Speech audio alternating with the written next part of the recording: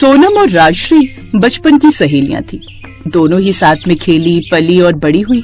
ऐसे ही एक दिन सोनम राजश्री से कहती है, अरे यार राजश्री, तू ये बेसन के लड्डू तो बहुत अच्छे बनाती है। इतने अच्छे लड्डू तो मेरी माँ क्या पूरी दुनिया का कोई बावर्ची नहीं बना सकता। सच में मजा आ जाता है तेरे हाथों के बेसन के लड्डू खाकर। बस बस बस, मैं तेरा सारा नाटक समझ गई कि ये जो 4 लड्डू मैं लेकर आई हूँ, ये चारों लड्डू तू खाना चाहती है। कोई बात नहीं, मेरी इतनी तारीफ करने की कोई जरूरत नहीं है। और खा ले तू ये लड्डू, मैं घर जाकर खा लूंगी, एक लड्डू बचा है। यार अब तो हमारी 12th भी पास हो गई और मेरे पिताजी तो अभी से मेरे लिए रिश्ता देख रहे हैं। मेरे बाबा भी कह रहे थे कि उन पर कर्ज बढ़ता जा रहा है और वो मेरी शादी करवाकर उस कर्ज से मुक्त होना चाहते हैं। यार मैं तो अभी शादी नहीं करने वाली, पहले कॉलेज जाऊंगी, अपनी पढ़ाई करूंगी और उसके बाद शादी करूंगी।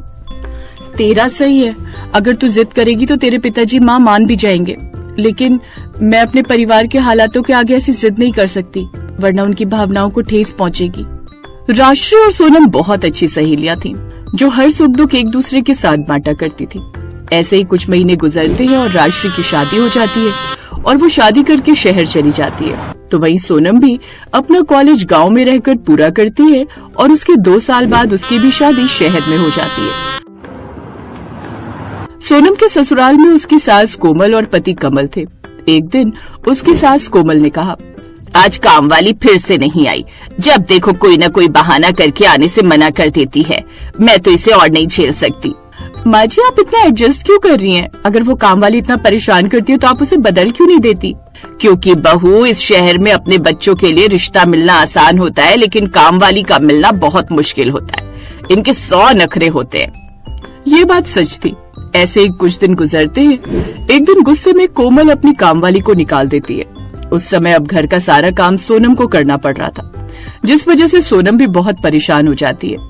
एक दिन झाड़ू लगाते हुए उसने खुद से कहा, हद है यार, जब इस तरह इतने बड़े घर का काम करना पड़ता है तो लगता है कि शादी छोटे घर में ही हो जाती। इस पूरे घर में 8 कमरे हैं। काम करते करते मेरी तो हालत खराब हो जाती है, क्या करूं मैं? सोनम ने ये बोला और तभी उसे अपनी एक सहेली काजल की याद आई, जिसने बताया था कि पास में पड़ने वाले एक मोहल्ले में एक काम वाली है जिसे काम की जरूरत थी। अब क्या था, उसने अपनी सहेली काजल को तुरंत कॉल किया और कहा, हेलो काजल, कैसी है तू? सब कुछ ठीक तो है ना? हाँ मैं ठीक हूँ, तू कैसी है? और बता, इतने दिनों बाद तुझे मेरी याद कैसे आ गई? मैं जानती हूँ तू ऐसे किसी को याद नहीं करती, जरूर किसी काम की वजह से तूने मुझे याद किया होगा। हाँ यार, ये बात सच है। दरअसल हमारी काम वाली को मेरी सास ने काम से निकाल दिया है, तो अब मुझे काम वाली की जरूरत है। तू एक बार मॉल में मिली थी तो किसी काम वाली के बारे में बता रही थी, उसे मेरे घर का पता देकर भेज देना, पैसे सही दे दूंगी मैं। काजल भी हाँ बोलकर कॉल कट कर देती है। एक दिन काजल का कॉल आता है कि काम वाली घर पर आने वाली है। उस समय सोनम को अपने पति के साथ मंदिर जाना था। उसने कमल के साथ मंदिर जाते हुए अपनी सास से कहा, माँ जी, मैं और कमल जी मंदिर जा रहे, थोड़ी देर में एक काम वाली आएगी, आप अच्छे से सब कुछ पूछ लेना और अगर आपको अच्छी लगे तो उसे घर पर रख लेना और उसे बोल देना कि आज से काम शुरू कर दे और पैसों की चिंता ना करे। ठीक है बेटा, तू बिल्कुल चिंता मत कर और आराम से मंदिर जा, मैं सब कुछ खुद संभाल लूंगी। सोनम अब कमल के साथ मंदिर चली जाती है कि तभी राजश्री कमल के घर इंटरव्यू देने के लिए आती है। कोमल ने उससे बहुत सारे सवाल पूछे और उसे राजश्री अच्छी लगी। उसने राजश्री से कहा, देखो, हम तुम्हें महीने के 1000 ही दे सकते हैं। झाड़ू पोछा बर्तन बस यही करना है तुमको। हम तुमसे खाना नहीं बनवाएंगे क्योंकि हम नौकरों के हाथ का खाना नहीं खाते हैं। आप बिल्कुल भी चिंता मत कीजिए मालकिन, मैं सारा काम बहुत अच्छे से करती हूँ। मैं खाना भी अच्छा बनाती हूँ, पर अगर आपको खाना नहीं बनवाना तो आपकी मर्जी, मुझे बस काम की जरूरत है। तो फिर देर किस बात की? आज बहू मंदिर गई है तो घर का काम नहीं करके गई, तुम ही घर का काम कर दो, इसी बहाने तुम्हारा टेस्ट भी हो जाएगा। राजश्री बात सुनकर खुश हो जाती है कि उसे नौकरी मिल गई थी। अब वो जल्दी जल्दी पूरे घर की साफ सफाई करने लगती है। लेकिन जैसे ही वो सोनम के कमरे में साफ सफाई करने लगती है तो दीवार पर लगी हुई बड़ी सी कमल और सोनम की तस्वीर देखकर हैरान हो जाती है और उसकी आंखों में आंसू आ जाते हैं। अरे ये क्या, ये तो सोनम का घर है, यानी कि मैं सोनम के ससुराल में आ गई हूँ। किस्मत ने भी कैसा खेल खेला है। गांव की बिछड़ी हुई 2 सहेलियां एक शहर में, एक ही मोहल्ले में और एक ही घर में मिली। राजश्री पहले तो बहुत ज्यादा खुश होती है कि सोनम आएगी तो वो उसके गले लगेगी और अपने सारे दुखड़े उसे बताएगी, लेकिन तभी वो अपने आप को और अपनी भावनाओं को संभालते हुए कहती है, नहीं नहीं, मैं सोनम को ये सब कुछ नहीं बता सकती कि मेरे साथ इतना सब कुछ गलत हुआ है। अगर उसे पता लग गया तो उसे बहुत बुरा लगेगा। वो मेरी बहन से कम नहीं। अच्छा यही होगा कि मैं यहाँ से चली जाऊं। राष्ट्रीय बोलकर जाने के बारे में सोचती है कि तभी उसे अपने लकवाग्रस्त पति का ख्याल आता है और उसने कहा, अगर मैं यहाँ से चली गई तो मेरे पति का क्या होगा? मेरे घर का खर्चा कौन चलाएगा? क्या करूं? एक तरफ पुरानी दोस्त और मेरे परिवार की इज्जत और एक तरफ मेरे बीमार पति। राष्ट्रीय को कुछ भी समझ नहीं आ रहा था कि वो क्या करे।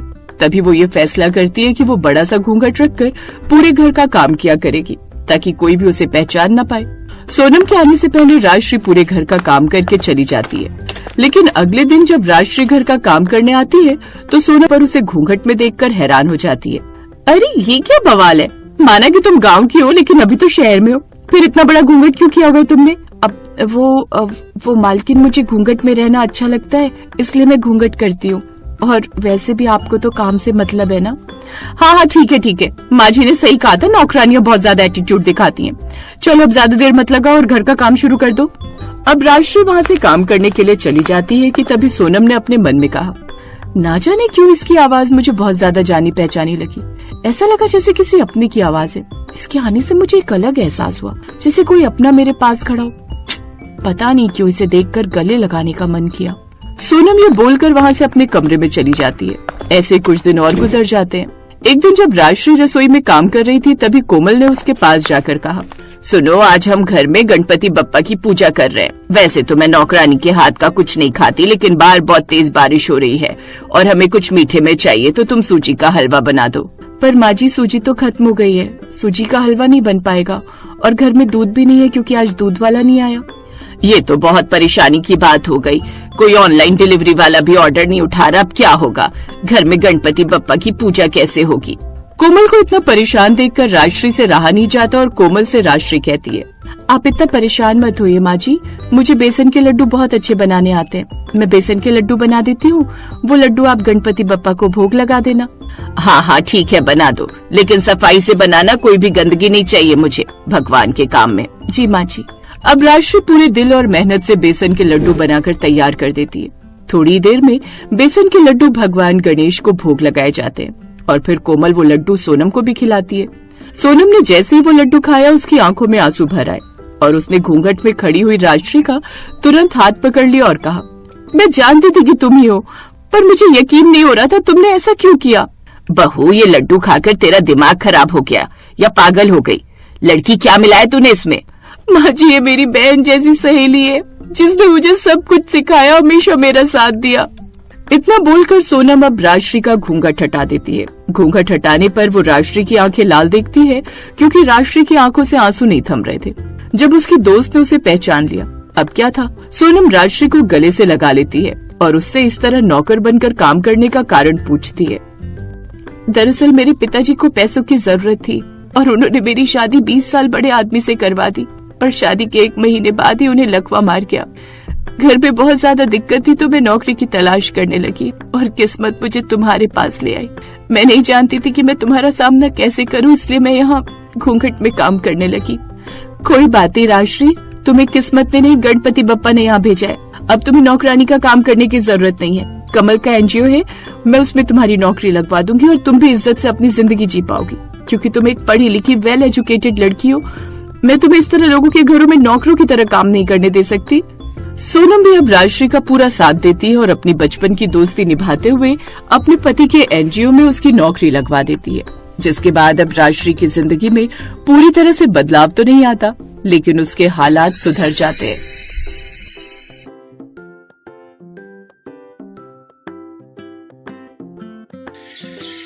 अजय विजय 2 भाई थे। अजय की शादी राधिका के साथ हो चुकी थी। अजय एक बहुत बड़ी कंपनी का मालिक था। उसी कंपनी में उसका छोटा भाई विजय भी काम करता था। उनके घर में एक बूढ़ी औरत कौशल्या काम वाली थी। उसकी एक जवान बेटी ममता भी थी। दोनों सुबह सुबह नाश्ता बनाकर लाई और सर्व करने लगी। तभी राधिका का देवर बोला, तुम लोगों को इतनी हिम्मत कहाँ से मिलती है कि अपने हाथों से ही खाना सर्व करने लगती हो? भाभी, आप खाना सर्व करो। देवर जी, इतने पढ़े लिखे होने के बावजूद आप इस तरह की बातें करते हो? मन तो करता है कि तुझे एक थप्पड़ मार दूं, पर हमारे माँ बाप ने ऐसा करने से मना किया था। भाई के डांटने पर उसने नाश्ता कर लिया। खैर, नाश्ता करने के बाद दोनों भाई अपनी अलग अलग कार लेकर ऑफिस निकल गए। तभी विजय के पास उसकी गर्लफ्रेंड नेहा का फोन आ गया। कहाँ हो डार्लिंग, तुम्हें याद है ना कि आज मेरा बर्थडे है? हाँ डार्लिंग, बस पहुंच रहा हूँ भैया को टोपी पहना के। वहीं दूसरी तरफ उसके घर में कौशल्या पोछा लगाने लगी। माँ ये क्या कर रही हो आप? मैंने आपको मना किया है ना कि आप सिर्फ खाना बनाओगी, बाकी का काम मैं कर लूंगी। तभी वहाँ पर राधिका आ गई। हाँ आंटी, ममता बिल्कुल सही कह रही है, इस उम्र में आप ज्यादा काम मत किया करो। इतना बोलकर राधिका अपने कमरे में चली गई। हमारी काम वाली ममता कितनी समझदार है और कितनी संस्कारी लड़की है। अगर ये मेरी देवरानी बन जाए तो देवर जी को सुधार सकती है। वहीं दूसरी तरफ विजय अपनी गर्लफ्रेंड नेहा के साथ शॉपिंग कर रहा था। उसने ढेर सारे कपड़े खरीद लिए। उसके बाद thank you so much darling, इतनी ढेर सारी शॉपिंग मैंने आज तक नहीं की, पर अभी भी एक कमी है। अरे तुम एक बार बोल दो बस, मैं तुम्हें बुर्ज खलीफा तक दिला सकता हूँ। अरे नहीं नहीं विजय, मैं कभी तुमसे इतनी बड़ी चीज मांगूंगी ही नहीं। मेरा बचपन से सपना था कि मेरी एक पर्सनल कार हो। बस इतनी सी बात, चलो अभी दिलाता हूँ तुम्हें कार। ऐसे ही दिन गुजर रहे थे। एक रोज जब विजय घर पर नहीं था, तब अजय और राधिका किसी पार्टी में जाने के लिए तैयार हो गए। राधिका ने कौशल्या से कहा, आंटी हम लोग जरा एक पार्टी में जा रहे हैं, घर का ख्याल रखना क्योंकि विजय भी नहीं है और ममता भी कहीं गई हुई है शायद। ठीक है, आप लोग बिल्कुल फिक्र मत कीजिए। अरे चलो राधिका, ये तो हमारी माँ जैसी हैं। क्या ये हम इनसे नहीं कहेंगे तो क्या ये इस घर का ख्याल नहीं रखेंगी? हाँ ये बात भी ठीक है। ठीक है आंटी, चलते हैं हम लोग। अजय और राधिका अपनी कार में बैठकर निकल गए। तभी रास्ते में तुम्हारी सहेली का घर पड़ता है, उन्हें भी तो पार्टी में चलना है। चलो उन्हें भी पिकअप कर लेते हैं। हाँ ये अच्छा याद दिलाया तुमने। दोनों जैसे ही अपनी सहेली के घर पहुँचे तो देखा वहाँ पर ममता उसकी सहेली के दोनों बच्चों को पढ़ा रही थी। ये देखकर अजय और राधिका दंग रह गए। तभी वहाँ पर राधिका की सहेली भी आ गई। अरे राधिका, तू और यहाँ? मैं बस निकलने ही वाली थी, तुझसे तो मैं बाद में बात करती हूँ। ममता, तुमने कभी मुझे बताया नहीं कि तुम बच्चों को ट्यूशन भी पढ़ाती हो। हाँ मैडम, आपके घर में ज्यादा काम तो रहता नहीं, तो सोचा फ्री टाइम में बच्चों को ट्यूशन ही पढ़ा लिया करूँ। राधिका, मुझे पता है ये तेरी काम वाली है, पर ये बहुत टैलेंटेड है, ये बहुत पढ़ी लिखी भी है। इंटरनेट की दुनिया में तो कोई इसका हाथ ही नहीं पकड़ सकता। मुझे लगता है इसे अपनी पूरी जिंदगी काम वाली बनकर नहीं बितानी चाहिए। ममता को भी आगे बढ़ने का अधिकार है। हाँ बिल्कुल, हमने कभी ममता को नहीं रोका। ममता, तुम जो करना चाहती हो अपनी लाइफ में कर सकती हो। अगर किसी मदद की जरूरत पड़ेगी तो मैं तुम्हारी मदद करूंगा। थैंक यू भैया, आप जैसे मालिक किस्मत वालों को ही मिलते हैं। मुझे आप लोगों के साथ कभी ऐसा नहीं लगा कि मैं एक काम वाली हूँ। खैर, वो लोग पार्टी में चले गए। फिर रात को उसने इस बारे में अपने पति से बात की। अजय, अब चाहे जो भी हो जाए, अब तो ममता ही मेरी देवरानी बनेगी। क्या बात है राधिका, तुम्हारी पसंद तो बहुत अच्छी है। ममता पढ़ने लिखने में भी अच्छी है, संस्कारी भी है, घर का सारा काम भी कर लेती है। एक वही लड़की है जो विजय को सुधार सकती है। अगले दिन अजय और राधिका ने विजय से इस बारे में बात की। भैया भाभी, आप लोगों को हो क्या गया है?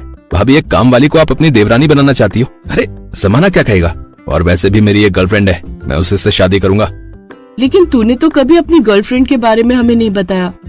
अगर मैं बता देता तो आप लोग तुरंत उससे मेरी शादी करा देते, लेकिन अभी हम लोग बच्चे हैं, अभी हमें गर्लफ्रेंड बॉयफ्रेंड वाली जिंदगी जीनी है, समझे? विजय, आजकल की लड़कियों का कोई भरोसा नहीं। अब मेरी देवरानी तो काम वाली ममता ही बनेगी। लेकिन अगले ही दिन विजय बिना किसी को बताए अपनी गर्लफ्रेंड नेहा से शादी करके आ गए। उसके भैया भाभी ये देखकर दंग रह गए। ममता और कौशल्या भी वहीं मौजूद थी। विजय, मैं तेरी हर गलती को माफ करता रहा, पर ये गलती माफी लायक नहीं है। तूने हमसे बिना बताए शादी कर ली। अगर मैं आज इससे शादी ना करता तो भाभी इस काम वाली को ही अपनी देवरानी बना लेती। आखिर कब तक मैं आप लोगों से डरता रहूंगा? हैं? मुझे भी अपनी जिंदगी जीने का अधिकार है। चलो नेहा, मैं तुम्हें अपना कमरा दिखाता हूँ। अब अजय अपने भाई को कुछ कह भी नहीं सकता था। नेहा उस घर की बहू बनकर रहने लगी।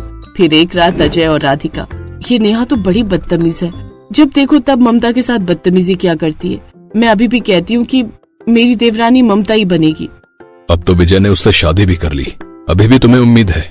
उम्मीद ही नहीं बल्कि पूरा भरोसा है, क्योंकि नेहा के चाल चलन मुझे ठीक नहीं लगते। एक रात विजय और नेहा आपस में कुछ बात कर रहे थे। ममता ने बाहर से उनकी बातें सुन ली। कैसी छोटी सी बात कर दी तुमने नेहा? तुम्हें मेरे सारे सोशल मीडिया अकाउंट का, यहाँ तक कि मेरे मोबाइल का भी पासवर्ड पता है। वही पासवर्ड मेरे बैंक का भी है। अगली शाम जब विजय घर लौट रहा था तो उसने देखा किसी एयरपोर्ट के बाहर नेहा किसी लड़के से बात कर रही थी। ए जानू, तुमने इतने बड़े आदमी को बेवकूफ कैसे बनाया भाई, और उसके बैंक का पासवर्ड भी जान लिया? अरे इन बड़े घर के लड़कों के पास रत्ती भर भी दिमाग नहीं होता। विजय भागता हुआ उनके पास पहुंचा। नेहा, कौन है ये लड़का? किस तरह की बातें कर रही हो तुम इसके साथ? अरे यार, तू कहाँ से टपक गया? आखिर इसको दवा पानी दो, फिर जल्दी निकलते हैं यहाँ से। ए सुन बे बेवकूफ अमीर की औलाद, ये तेरी नहीं मेरी गर्लफ्रेंड है, समझा? मेरे कहने पर ही इसने तुझसे शादी की थी, समझा बे? उस लड़के ने विजय को मार मार कर भरता बना दिया, उसके सारे कपड़े फाड़ दिए। विजय उसी हालत में रोता हुआ घर पहुंचा। भैया भाभी, आप लोग बिल्कुल सही कहते थे, वो लड़की एक नंबर की फ्रॉड निकली। उसने धोखे से मेरे बैंक का पासवर्ड पता कर लिया।